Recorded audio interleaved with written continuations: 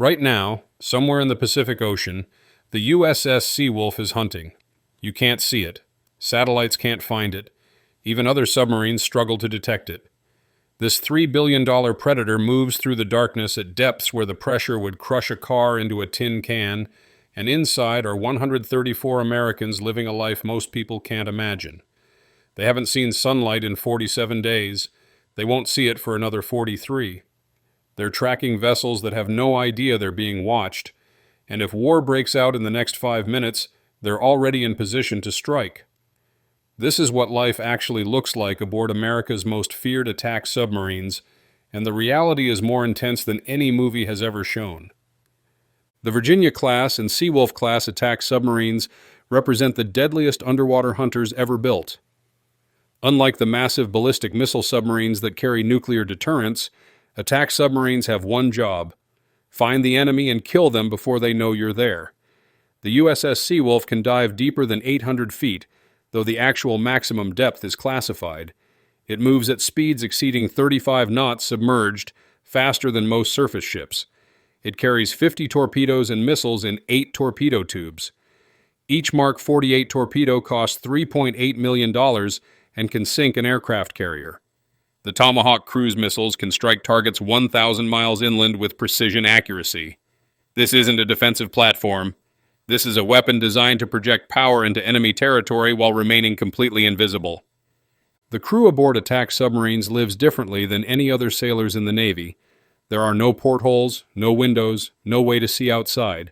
The hull is too thick and the ocean too dark anyway. Time loses all meaning when you can't see the sun rise or set. The crew operates on an 18-hour day divided into 3 6-hour watch periods. You work 6 hours, have 6 hours for maintenance and training, sleep 6 hours, then repeat. Your body never fully adjusts. Sleep deprivation becomes normal. You learn to function on 4 or 5 hours of broken sleep because something always interrupts. An emergency drill, a contact that needs tracking, a system that needs immediate repair. The fatigue accumulates over weeks until your brain feels wrapped in fog, but you push through because 133 other people are counting on you. Living spaces on attack submarines make economy airplane seats look spacious. Each sailor gets a rack, which is literally a padded shelf with a curtain. These racks stack 3 high with about 18 inches of vertical space in each.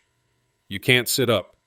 You slide in, pull the curtain closed, and that's your personal space for the entire deployment. Your rack contains everything you own for the next 90 days. A few uniforms, toiletries, books, photos, maybe a tablet loaded with movies. Some sailors develop claustrophobia halfway through deployment. The walls feel like they're closing in. The air feels thick. You need space, but there's nowhere to go. The entire submarine is 377 feet long on a Virginia class, and most of that length is filled with weapons, machinery, and systems. The habitable space for 134 people is roughly the size of a large house, except you can't go outside. Submariners develop coping mechanisms that seem strange to outsiders. Some guys exercise obsessively in the tiny workout space, running on a treadmill bolted to the deck while the submarine maneuvers beneath them. Others retreat into books, reading entire series during a single patrol. Some watch the same movies dozens of times because the entertainment library is limited. A few become amateur philosophers, spending hours debating abstract concepts with shipmates. You find ways to escape mentally since you can't escape physically. The alternative is going slowly insane from the confinement and isolation. The work itself demands absolute perfection under constant pressure.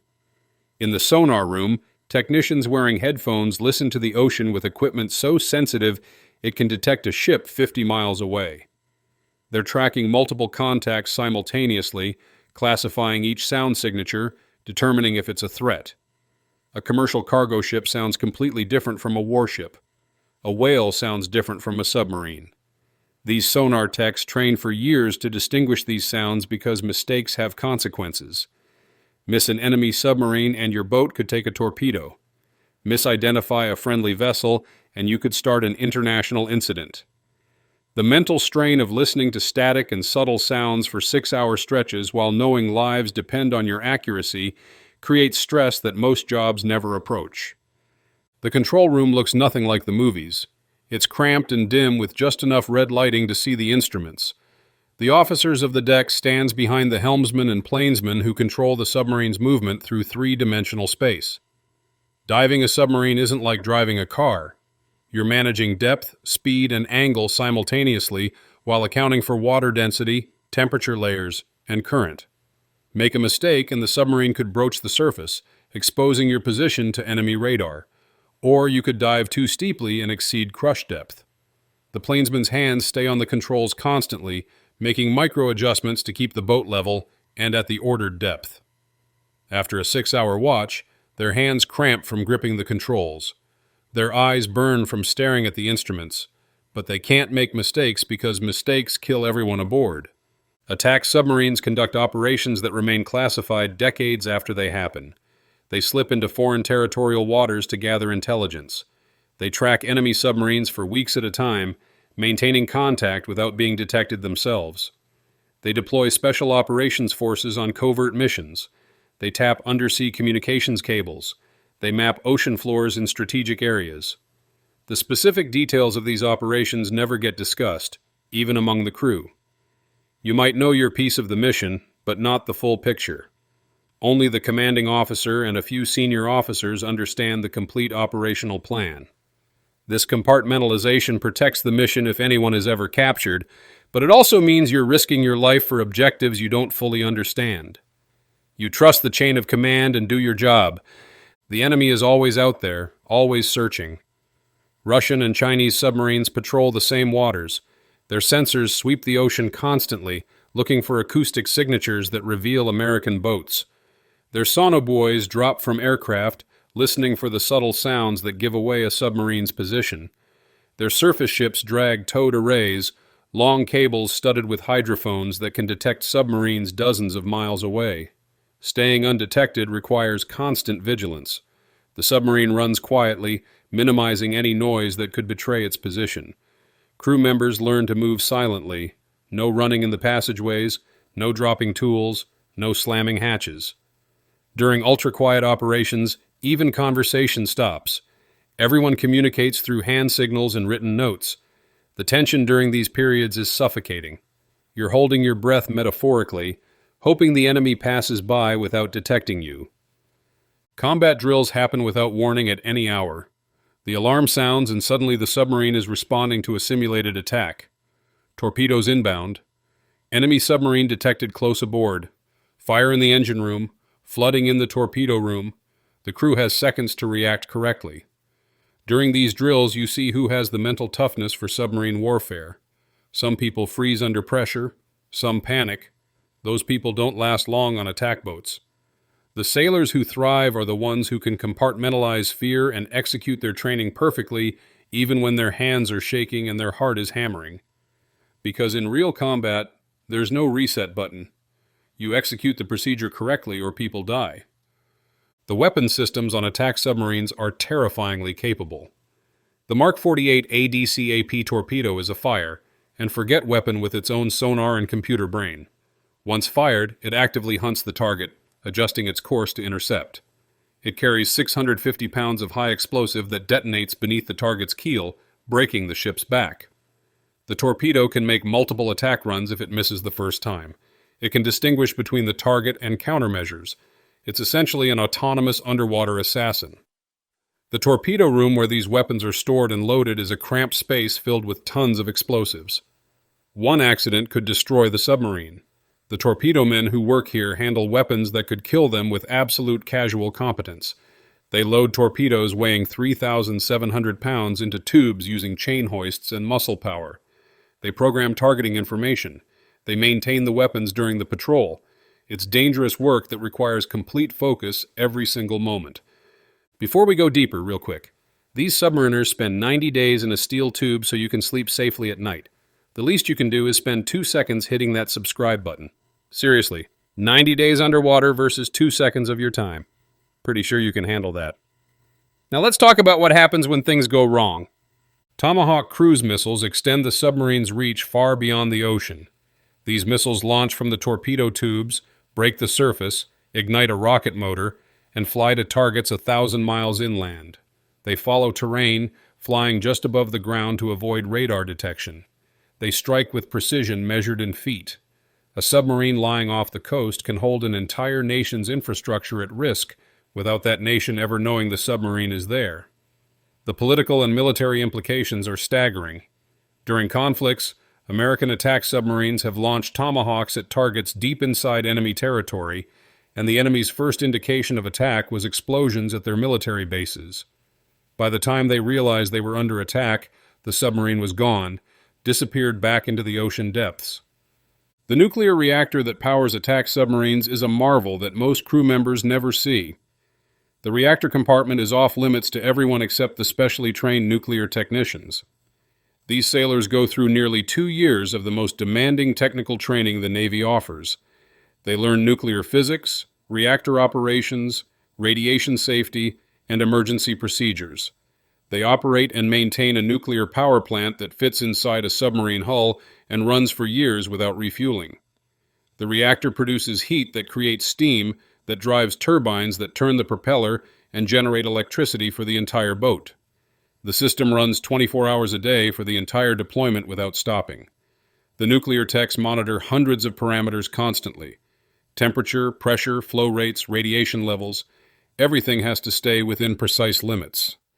Step outside those limits, and an automatic scram shuts down the reactor.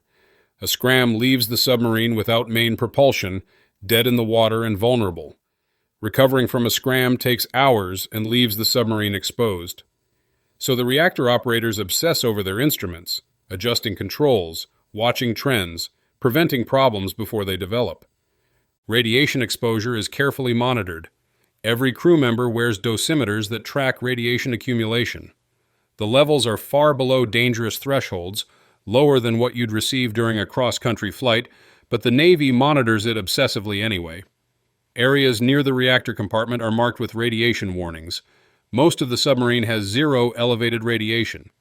The shielding around the reactor is so effective that you could stand outside the reactor compartment for the entire deployment and receive less radiation than a dental X-ray. But the presence of a nuclear reactor affects crew psychology. Some people can't get past the knowledge that there's an operating reactor a few compartments away. The rational brain knows it's safe, but the primitive brain whispers warnings. Those people don't volunteer for submarine duty. Medical emergencies on submarines test the limits of what's possible. The corpsman aboard has more responsibility than almost any other medical professional in the military.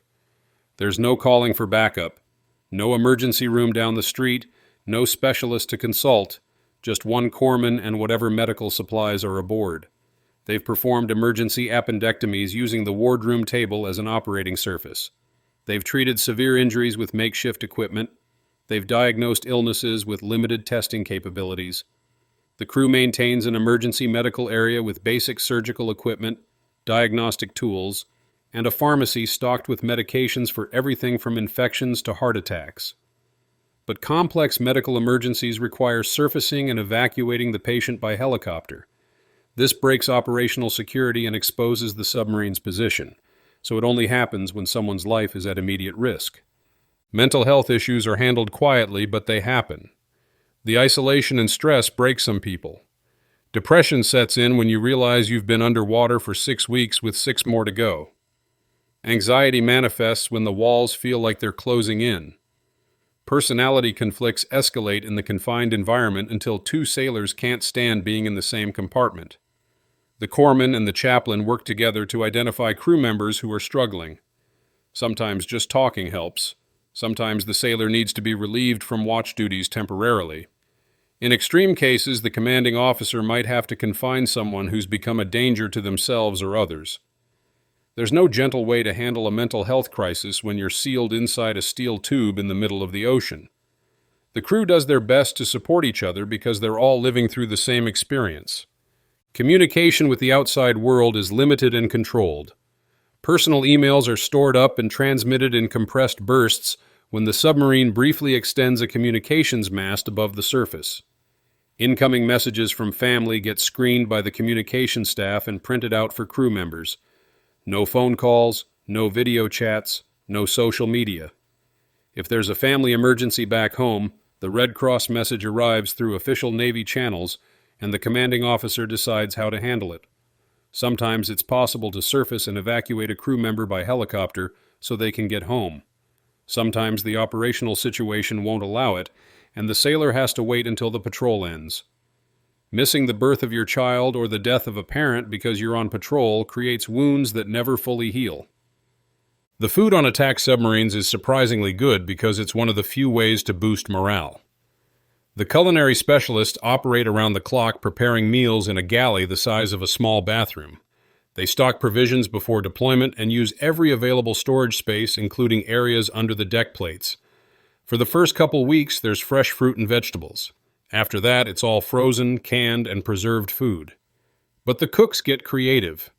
Taco night, Italian night, barbecue, seafood, comfort food classics. Fresh baked bread fills the boat with smells that make it feel less like a machine and more like a home. Holiday meals during deployment are elaborate affairs with the officers serving the enlisted crew. These shared meals create bonds that last years after the deployment ends. Sleep becomes a precious commodity that you never get enough of. The 18-hour day means your sleep schedule constantly shifts relative to the clock. You're sleeping at different times each day, which wreaks havoc on your circadian rhythms. The rack is uncomfortable and the air is stale. Noise from machinery vibrates through the hull. Someone in a nearby rack snores. The boat suddenly angles up or down as it changes depth, and you brace yourself in your sleep. You learn to sleep in short bursts and wake up instantly alert when the alarm sounds for drills. Some guys exist in a permanent state of exhaustion, stumbling through their duties on autopilot. Others adapt and somehow function on minimal sleep. Coffee consumption would horrify any doctor. Submariners drink coffee constantly, strong enough to dissolve paint. It's fuel more than beverage. Personal hygiene on submarines is efficient by necessity. Fresh water is produced by evaporating seawater using heat from the reactor, but conservation is still practiced. Showers are quick, measured in seconds, not minutes. The shower is tiny, barely large enough to turn around in. You get wet, turn off the water, soap up, turn on the water, rinse, done. Total time may be 30 seconds. Some submarines enforce water hours where crew members can only shower during specific times. Laundry facilities are small and in constant use. You might wait days to wash your clothes. Smells accumulate. A submarine has a distinctive odor that's impossible to describe but unforgettable to anyone who's experienced it. A mix of diesel, hydraulic fluid, cooking, unwashed humans, and recycled air. After a few weeks, you stop noticing it. But when you finally surface and smell fresh air again, you realize how much you missed it. The atmosphere aboard attack submarines is different from other Navy vessels. There's less formality, more casual interaction between officers and enlisted. Everyone depends on everyone else, so artificial barriers break down. The commanding officer might eat meals with junior sailors. A lieutenant might ask a petty officer's opinion on tactical decisions. This doesn't mean there's no discipline or structure, but there's an understanding that you're all locked in this steel tube together, and you need to function as a team. The best submarine crews develop a culture where everyone looks out for each other. You notice if someone is struggling and you help them. You cover for a shipmate who's having a rough day. You share the misery and the small victories equally. Promotions and qualifications happen during deployment. Sailors study for advancement exams while off watch. They complete qualification cards that prove they understand every system on the boat. Earning your dolphins, the submarine warfare insignia, is a major milestone. You have to qualify on every system, demonstrate competence in damage control, and prove you can contribute to the boat's mission. The qualification process takes months, and the final examination is brutal. Senior enlisted and officers grill you on systems, procedures, and emergency responses. Fail, and you have to study more and try again. Pass, and you're officially a qualified submariner, trusted to stand watch and make decisions that affect the boat's safety. The pride in earning those dolphins is immense because it represents acceptance into an elite community. Enemy detection scenarios play out constantly in the crew's minds. What if a torpedo is fired at us right now? What if we detect an enemy submarine in our operating area? What if we receive orders to fire weapons? The rules of engagement are clear, but applying them in the heat of the moment, while adrenaline floods your system, requires discipline. Attack submarine crews train endlessly on engagement scenarios. They practice firing solutions, calculating intercepts, timing weapons release. They rehearse evasion maneuvers to shake off enemy torpedoes. They drill on damage control procedures for when the boat takes a hit. These aren't abstract exercises. Russia and China operate capable submarines with well-trained crews. An actual shooting war between submarines would be terrifyingly fast and brutal. The side that detects first and fires first probably wins. The losing boat sinks with all hands, no survivors, no rescue. The periscope on modern submarines is actually a photonics mast with high-definition cameras, infrared sensors, and laser rangefinders. When the submarine comes to periscope depth, the officer of the deck raises the mast just above the surface and sweeps 360 degrees, looking for ships, aircraft, or land. Those few moments with the mast up are vulnerable. The mast creates a wake that can be seen from aircraft. Radar can detect it. Other submarines might be waiting nearby, hoping to catch an American boat at periscope depth. The submarine stays shallow only as long as necessary, gathering information, sending and receiving communications, then diving back to safer depths. Some crew members never get to look through the periscope during an entire deployment. It's reserved for the watch officers and the commanding officer. For most sailors, the only connection to the world above is second-hand descriptions from those who got to look. Special operations missions add another dimension to attack submarine capabilities. Navy SEALs and other special operations forces use submarines as insertion platforms. The submarine surfaces in enemy waters at night, far from any observers. The SEALs exit through the lockout trunk, a chamber that floods with water and opens to the sea. They swim to shore using closed-circuit rebreathers that don't create bubbles. They conduct their mission and return to a predetermined extraction point where the submarine waits submerged. The submarine crew supports these operations but knows few details. They understand armed commandos are leaving the boat and hopefully coming back, but the mission specifics remain classified.